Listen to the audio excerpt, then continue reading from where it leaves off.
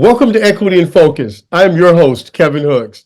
Today, we are diving deep into the world of sexual empowerment and exploring the intersections of literature, sexuality, and self-confidence with Shanna Douglas, the pioneering force behind Tasteful Treasures. Join us as we unravel the layers of sexual autonomy and empowerment through the lens of an erotica author and certified sexologist. Shanna, thank you for joining us today. Thank you, Kevin. I am really excited to have this conversation, and I am admittedly afraid, but I think that with your support and grace, and with the grace of our audience, we're going to have a good time. Have fun. Don't be scared. It's not anything to be afraid of. Don't be scared. Well, I'm going to do my best. But that being said, before we get started, tell the audience who is Shanna. Um,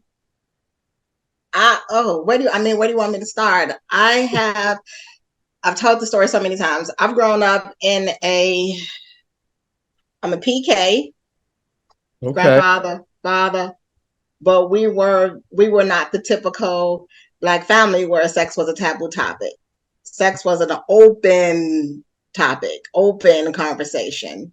For a So preacher's I kid. grew up open. Like we Okay. could talk about anything, to our grandparents, to our parents, like anything and anybody, no topic was off limits. So I'm growing up in this household, not realizing that not everybody else grew up like that. Mm-hmm. So I was like, oh, so I've always been this, you know,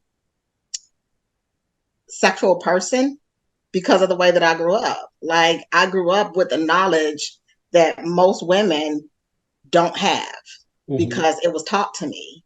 So it was like my friends would come to my house, have those conversations that every girl has or every boy has growing up because they got the basics at home. They got the basic birds and bees at home.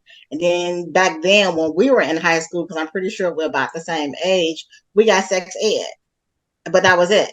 But you come to my house, You got a real education. you got a real education. You got a real education, and it was very open. It was no topic was taboo, none at all, none at all. So, tell me about Tasteful Treasures. How did you start with that and then turn it into an erotica novelist? Okay, so funny thing is, the erotica novels came first. That's what's Oh, funny. okay. The erotica novels came first, and it came when I first moved to Georgia in 2017. I've always been that person. Like, okay, so my high school in Chicago, I went to Percy L. Julian, Okay. and they had a Facebook group that was after dark. That's where it's supposed to, say whatever, do whatever, whatever. So they would just throw random things out there, and I'm like, that makes no sense. That y'all doing that wrong. Like, so I was always giving tips, giving advice, always. I think I know it all. But, that's pretty much how it started. So when I moved here, a friend of mine was like, you need to start a blog, you need to start teaching classes, you need to do something. Never in my wildest dreams. I am a chef by trade. I've been in the hospitality industry for 31 years. And Oh, so that was not even on my thought process. So I was like, okay, whatever. She was like, yeah, you really do need to do it because the education that you give when you talk to somebody, there are a lot of people, especially women, that need it. Okay, whatever. So I locked myself in a room. I started the blog and I did the blog. Um, it took me about 2 days to do it and complete it. And it took off. And when I say it took off, it took off. okay. And I was like, okay, I did not know that publishing companies scout blogs. A rep from Simon and Schuster reached out to me and was like, hey, have you ever thought about turning your blog into a book? No, sir. No, thank you. I'm not an author, never aspired to be an author. Sometimes I got to go back and read my sentences because I know that they be, Right. incorrect. So no, I am not the author type. All right. So fast forward, I talked to, at the time, he was not my, well, he was kind of still my significant other. We were just in the beginning stages. And he was like, well, why not? He was like, do you know who that company is? And I was like, Right. yeah, I looked it up, whatever, whatever. And he said, if a company that big wants to turn something that you're like, you're obviously onto something, whatever. I thought about it. I was like, okay, I got his support. I talked to my mom. I talked to my children just to make sure that they were okay with me Mhm. doing it. And like, hey, it's not porn. It's not, And I was like, Mom, we grown. We don't care. Right. Okay. I was hoping that somebody said no, but I got everybody's blessings. Right. Go figure. So coming out with the name, Jade Jade's actually is, I have 4 boys. Well, 5. I have a stepson. So I have 5 boys. So that's all of their initials. So Jade's Desire, that's my son's initials. My 4 boys and my stepson. Desire, my other half came up with Desire. He was like, I desire the hell out of you. So I know other men are too. Mm. Okay. Jade's Desire. Okay. So the book came out, it took off, questions started coming in, and I was like, okay, talk to my mom. What am I going to do? She was like, just go with it and see what happens. Okay. So I took a class to be a certified sexologist because it's like I want to have those credentials behind me. I'm not a sex therapist, I'm not a relationship therapist, but I want to take the knowledge that I already know, get Mhm. more knowledge, and have that behind me. So it was like, okay, Yeah. she is legit. She knows what she's doing. So after I did all that, then that's when Tasteful Treasures was born. Okay. So listen, what do you say before I go down that rabbit hole? You What do said, you where do I say? stay? What no, what do you say to people who conflate, erotica, porn, those negative proclivities around sex? They put it all in the same bucket. What do you say to those people? It's totally different things. It's so totally different. Erotica is erotic. It makes you use your imagination. It Mhm. makes you feel that sense of, okay, that sense of you're sexy, that sexuality. That's what erotica is. It makes you feel like, I'm gonna walk through the room and I'm gonna catch everybody's attention, male or Mhm. female, because let's say you walk in a room, somebody gonna look at you and be like, okay, hey, Big Daddy. And the same thing with a female. So I mean, Yes, it's that erotica porn. That's a totally different story. different thing. So then tasteful treasures, like Yes. there's the treasure part of it and the tasteful part of it. So let's unpack a little bit of it. You sure you want that? Oh, I'm here for it. I'm here for it now. Well, like I said, I my other half, I talked to him about everything, and we was coming across the name. Believe it or not, he came up with it. He was like, "You got treasures, and they tasteful." Oh, Okay. yeah, maybe I missed. Let me, well, Every woman has a treasure, and amen. so tasteful treasures. So look, let's move into your novel. Absolutely. You I, when mean, I I feel, asked you, were I, you ready? I feel like I'm going out of the frying pan into the fire. So, You're not. You're so not. You're not. okay, the real thoughts of a sexual submissive. Which one? Volume. Oh, I heard that. I heard that. Yes. First of all, since we're on this page, where they find it? Anywhere books are sold? Anywhere books I sold. Okay, so talk to me about this. Okay, I was really scared to ask, but the curious part of my brain has to. When you say sexual submissive, what is a sexual? What is that?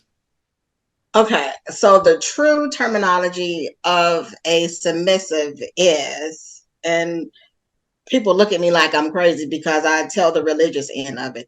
It's a woman that holds her man up by his neck. I'm Mm, your neck, I'm your spine, I'm your back. If you Mm-hmm. lead me and I trust you, I submit. That's Mm-hmm. me. That's what a true submissive is. So it really is more about just trust and Yes, earned trust yes, at that. yes. Okay. Because if you are a strong man, a true head of household, I got your back. Whenever Mm, you fall, I'm holding you by your spine because guess what? I'm not going to let you fail. yeah. So I got you by your spine. I got you by your neck. I'm going to hold you up. And it sounds to me like the real true strength is the strength within the sexual submissive. It is. And people don't understand that you have to be strong to be a submissive. Submissive does not mean weak. Right. That's So for those of us like myself that dance around these conversations, how do you help people really explore and own their own sexuality? because I walk in my truth. And there's so many women out there that want to know how to, but don't know where to go, don't know who to ask. And it's like, okay, my books are literally, when people read my books, this is my life. It's not made up. This is not an imagination. This is not things that, no, this is literally my sexual autobiography. Things that I've tried, Mhm. things that I tried that I didn't like, things that I tried that, okay, I tried it. I don't want to do that no more. Right. So it's just literally the trials and tribulations of the first book is, well, both of them is like you're reading my diary. You know how when we were little, we Mhm. had a diary. Mhm. So that's what it is. The first book, because you're sitting there and you're like, oh my God. Right, right. So I'm sure that as people go through it, there's some things that, that make that, people have a natural connection to, some things that maybe a little bit, let's just say beyond the pale for some people. So, Yeah. but do you see a difference in generations? Like, people from my generation, I'm 53, so people from my generation saw sex very differently than Gen Mm-hmm. Z and Gen Alpha may see sex. Yeah. You Yeah. know, what are some of the differences or is it pretty much the same foundations? I have more women in our age range from the 40 and 50 age range up coming to me because they want to know about flogging. They want to know about having an orgasm because there are women still to this day that's never had an orgasm. Okay, I So gotta it's ask. like, Flogging? I fl- I feel uh, okay. So keep going. no, it's not a bad thing. Okay, Okay. so did you see 50 Shades of Grey? Yeah, kind of, sort of. Okay. I've So never 50 felt like Shades of Grey, I've just at the become a prude. beginning, when he said, do you trust me? And she said, yeah. And Yes. he had something that looks like a stick or a whip. And not the belt, not that scene when he was like literally hitting her, but it Mhm. was something like a whip. That's flogging. Okay. Okay. So it's sensuous and not painful. It's literally in your head. It's Uh, the anticipation that makes you think that it hurts, but it's okay. not. Okay. Well, I learn something new every day. Talking to So, me, you're gonna so learn for, a lot. So it makes sense to me. I have all these questions about things that you seem very comfortable and accustomed Yeah, word absolutely. using. So I know you do workshops and trainings, and Yes. is that a part of the workshops? That is part of the workshop. Education, Yes. Oh, terminology. everything that I do, whenever I do a book signing, you're going to get a class. You're going to get a class. If they go on my Instagram page and look at my Instagram page, you'll see me and I literally use myself. Hmm. So they'll see me getting tied up. And that's the proper way to tie somebody up using bondage. They're using their whips, hard, soft, they're using a paddle. It's literally education. So what are some of the things and reactions and maybe even testimonials? What are some of the things people say when they leave one of those experiences? Oh, they love it. Yeah. They love it because they come in reserved. Some people come in like, yeah, that's why you're having the problems that you have now because you're not open minded to it. I'm not like everybody is curious about it, but nobody wants to honestly say something. Right. They'd rather just sit there and judge everybody else. But why are you here? You're here because you're curious, or you just Mm. want to go back about this. Yeah, no, I don't, it's okay. I've had two therapists use my novels for their clients, and I got good reviews back. So I get more positive reviews than I do negative because everybody's going to always have something to say. Yeah, of course, of course. Most people grow up being told one of the two things you don't talk about, sex and politics. Don't talk How about do sex you and start politics. tearing down those sort of tropes and barriers to the conversation? Everybody has sex. I'm not asking you to tell me what you do in your bedroom. I don't care. If Yes. somebody comes to me and say, "Okay, I need help. I want to learn how to do this, or I want to learn how to do that," then you're coming to me because you've seen me somewhere, seen me on Instagram, read the book or something that you sought me out, and it's like, okay, it's not what it is. No, it's not, because people, when they hear sex, they get this preconceived notion. Sex is very sexual. Sex is tasteful. It's just everybody else makes it out to be nasty and raunchy and everything else. Right, right. So, you mentioned you had kids. I'm sure Yeah. you're passing some of this comfort on Oh, absolutely. to them. Hmm. What's sort of the reactions of them in these kinds of conversations? And I'll preface it by saying I didn't do a very good job with my son on this conversation, and I probably am more like the norm. And I'd love to talk about how we normalize these kind of Yeah. conversations. Yeah. So my sons, I have four. My oldest is 32 and my youngest is about to be 18. Okay. So my oldest son, um, he's a hot boy. And I knew when he was in eighth grade, he's a hot boy. Mhm. High yellow, red hair, Mhm. freckles, his mama's lips. He's fine. So I need to prepare him to Mm. going into high school. So what I did was sat down and had the conversation with him. Me and my son's father, we were together at the time, and I pretty much led the conversation, but Mhm. he was there for the male aspect of it.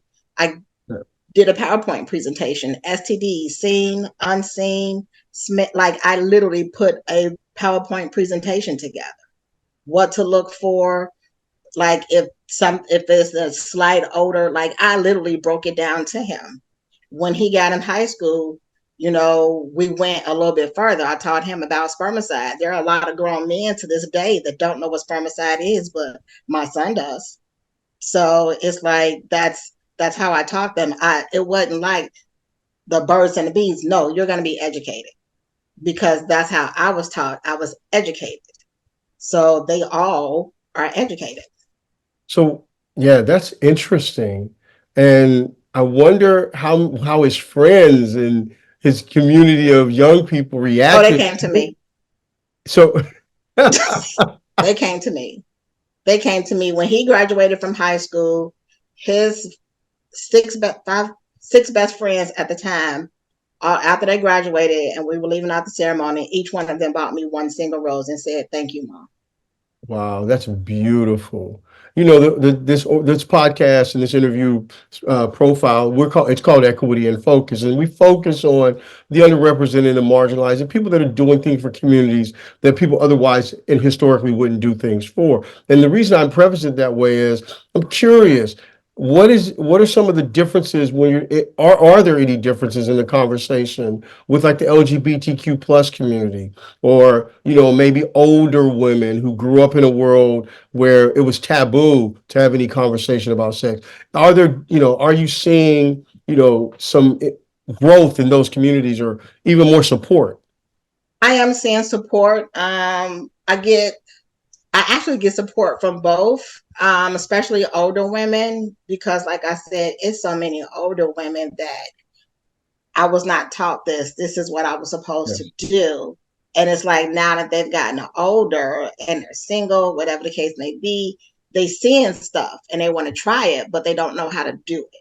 So it's like, okay, I got you. Don't worry about it. I Mm. got you.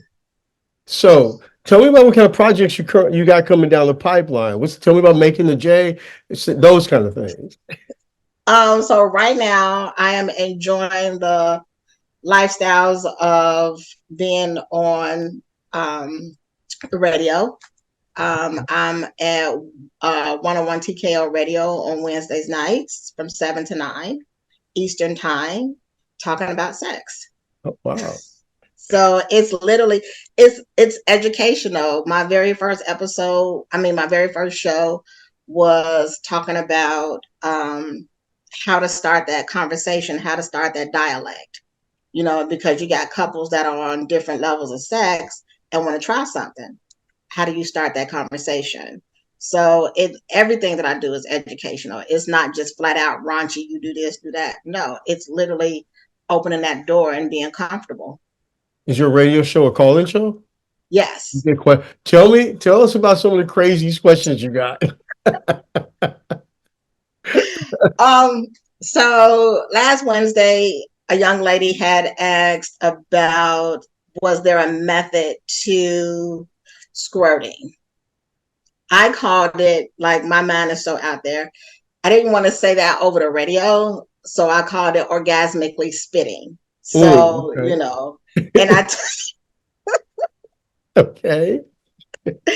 I told her that there's not a method to it. Not all women can do it, and not all men can make a woman do it, but you have to know your body in order to be able to do it. So once I gave her that, she turned around and hit me with, when you're dating somebody or getting to know somebody, if, like, is it okay on a first date to ask somebody if they're in the lifestyle? It absolutely is. It absolutely is. Because you don't want to start dating somebody and you start liking somebody and they're over here and you're down here. It's not going to work The because you lifestyle. have, like, I mean, listen, you got to break this down for us. When you say the lifestyle, what exactly are okay. you referring to? So the lifestyle, the lifestyle is an umbrella. So you have swingers, you have BDSM. So all of that falls Mhm. under the lifestyle. Got it. Okay. So, like, now the big thing is the poly lifestyle. Yeah. Right. No. Yeah, I'm going to leave it at that, and we're going to. What about tantra? Do you explore the art of tantra? You Oh, took the tantric art, absolutely. and is Absolutely. Absolutely. The first taste that I got of that, my auntie is literally, I dedicated both books to her because she gave me, like, this. I was 16 when she gave me my first dildo. Like, literally, like, everything. She put it out there. And when I turned 21, she gave me a book. It was a tantric book, 365 days of 365 different positions. So it's a different position for every day of the year. I pride myself on knowing when to move on, and this is one of those moments. Thank you. Let's go. So again, before we start to turn the corner and wrap the conversation up, Okay. if you like, really curious, like, if you could really have an impact and change the world, the greater world at large, their attitude towards sex, toward these conversations, hmm what would you want that world to look like, and what would the benefits of it be? I would want to. I would want to be on a stadium platform giving a master class to not only women but to couples, because couples are the hardest because they don't know how to communicate. They don't know how to communicate for whatever reasons. They don't.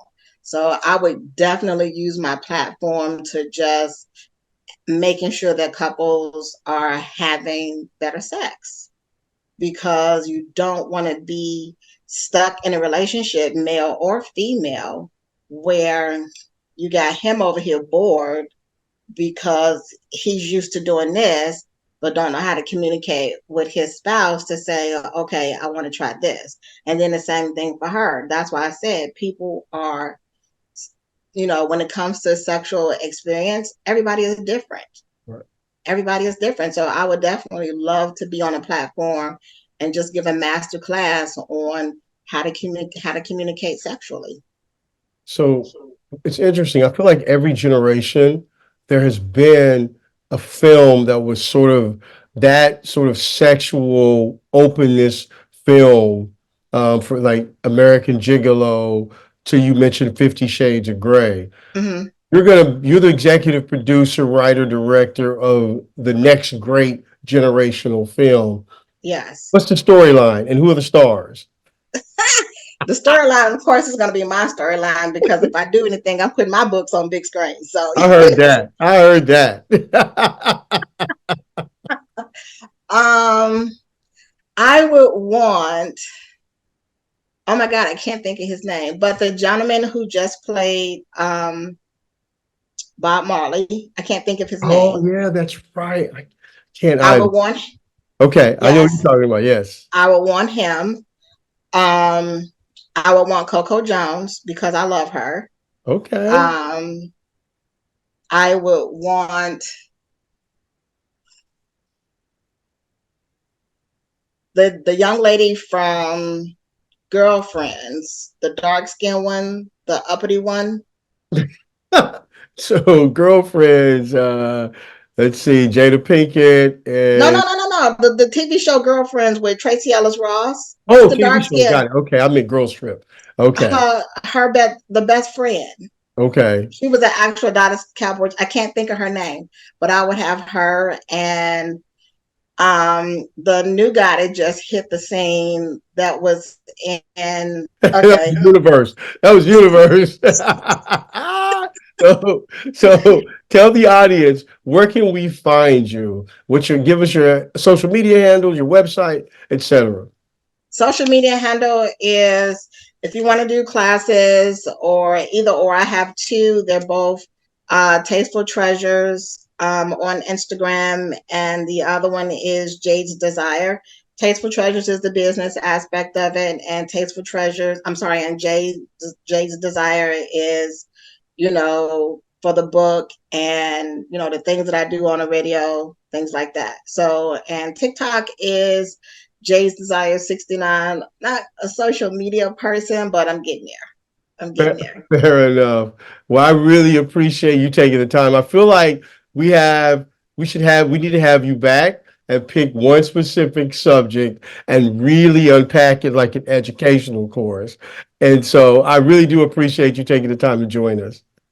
Absolutely. Thank you so much. All right, so that wraps up today's enlightening conversation with Shanna Douglas. Remember, owning your sexuality and empowering others to do the same is a journey that starts with education and open discussion.